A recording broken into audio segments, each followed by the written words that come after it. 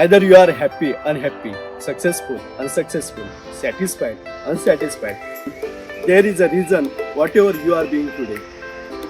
If you want to find a reason of your unhappy life, you should align with nature.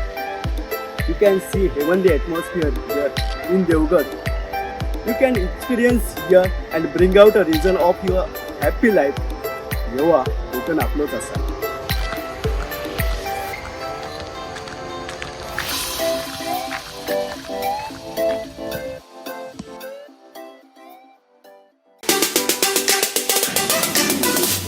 आज जी मला सकाळी माहिती मिळाली की सकाळी पवार साहेबांना हा खूप फोन करायला प्रयत्न करत होता. पीएनच्या माध्यमातून त्यांच्या सिल्वर ओक असेल, वायबी चव्हाण असेल, सगळीकडे फोनाफोनी करत होता. पण पवार साहेबांनी याचे फोन घेतले नाहीत. खोटं असेल तर त्यांनी सांगावं. म्हणजे महाराष्ट्राच्या राजकारणामध्ये तुम्ही सातत्याने काही दिवस बघा, प्रत्येक जण याच्या तोंडावर थुकण्याचं काम करतोय. कोण ह्याला चोमड्या म्हणतोय, कोण ह्याला दलाल म्हणतोय, कोण ह्याला चाट्या म्हणतोय. म्हणजे चारित्र्यहीन, ज्याला कुठलीही इज्जत नाही, राजकीय लावारिस, अशी या संजय राऊतची अवस्था झालेली आहे.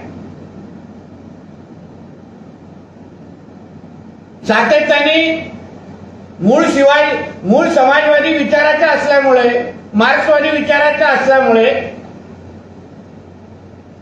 सातत्याने हिंदू समाजाचा द्वेष करणं,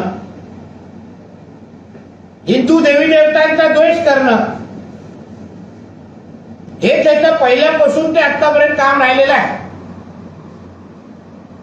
मी आपल्याला एक उल्लेख केलेला कालच्या प्रेसमध्ये, ते लोकप्रभामध्ये असताना हा सातत्याने हिंदू विरोधी लेख लिहायचा, हिंदू संघटनांच्या विरुद्ध लिहायचा, पक्षांच्या विरुद्ध लिहायचा.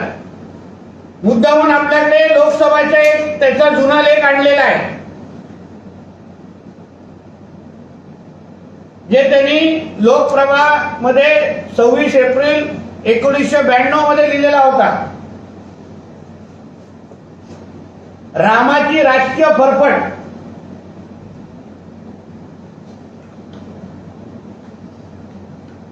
लिहिणारा कोण आहे? संजय राऊत. हे त्याच्या लोकप्रभाचं आर्टिकल आहे. या पूर्ण आर्टिकल अगर तुम्ही व्यवस्थित पद्धतीने वाचलं तर राम मंदिरच्या विरोधात भूमिका घ्यायची, हिंदूंच्या विरोधात वातावरण निर्माण करायचं, हे हा सामन्याच्या येण्याच्या अगोदरपासून करत आलेला आहे.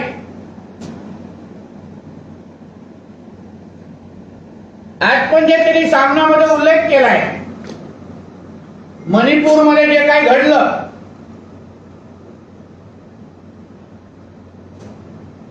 त्याच्याबद्दल त्यांनी काही विश्लेषण लिहिली आहेत. आता त्याच्यामध्ये त्याचा उल्लेख त्यांनी केलाय की मूळ प्रश्न मणिपूरमध्ये जी मूळ अडचण आहे ती रोहिंगे आणि बांगलादेशी मुसलमानांमुळे झालेली आहे. याचा त्यांनी अग्रलेखमध्ये उल्लेख केलाय. आणि त्याच्यामुळे आमच्या केंद्र सरकारवर, गृह मंत्रालयावर त्यांनी टीका केलेली आहे. आता या नालायकाला मला विचारायचं आहे, ज्या मुंबईमध्ये आम्ही राहतो, या मुंबईमध्ये मोठ्या प्रमाणामध्ये, मोठ्या संख्येने जे बांगलादेशी आणि रोहिंगे येऊन आता या मुंबईमध्ये बसलेले आहेत, त्या प्रत्येकाकडे 2-2, 4-4 आधार कार्ड आहेत. एका छोट्या रूम मध्ये किमान 25-30 लोक, 300-400 स्क्वेअर फीट मध्ये 25-30-40 लोक राहतात. प्रत्येकाकडे वोटिंग कार्ड आहे, प्रत्येकाकडे आधार कार्ड आहे. मग मुंबईवर तुमच्या वर्षानुवर्ष तुझ्या मालकाची सत्ता होती.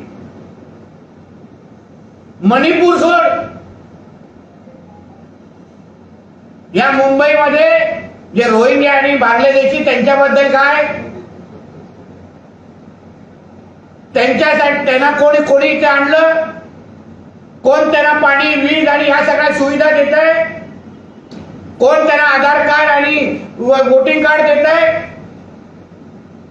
आणि ते जे काही इथे राहत आहे, कोण रंगशारदाच्या बाजूला त्या झोपडपट्ट्यामध्ये कोण राहत आहे, तुझा मालक जिथे राहतो त्या भैरामपाडा, भारतनगर या इथे किती रोहिंग्या आणि बांगलादेशी आहेत, त्यांना कोणी आणून दिले आधार कार्ड आणि सगळ्या वोटिंग कार्ड, आयडी आणि सगळे पाणी वीज कोणी दिली आहे,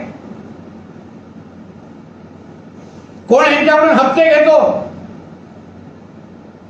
त्या हप्त्यावर मातोश्री चालले असं मी म्हणू का?